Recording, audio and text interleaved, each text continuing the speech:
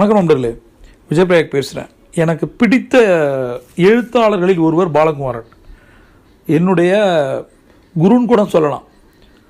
பாலகுமாரின் வார்த்தைகளை நான் சில விஷயங்களை ஞாபகமூட்ட விரும்புகிறேன். சில விஷயங்களை உங்களுக்கு ஷேர் பண்ண நினைக்கிறேன். கற்றுத் தெளிந்தவருடன் பழகுங்கள்.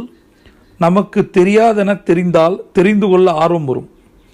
தெரியும் என அலட்டினால் கற்றவர்களை உதாசீனப்படுத்த தோன்றும்.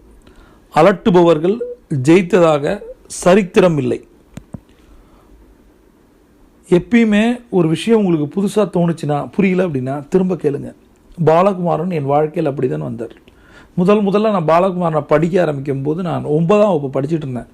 எனக்கு எதுவுமே புரியல. 9, 10, 11ஆம் வகுப்பு வரும்போது தான் எனக்கு பிடிபட ஆரம்பிச்சது. அன்னையிலிருந்து இன்னை வரைக்கும் இந்த பாலகுமாரன் பித்து என்னை விடவே இல்லை.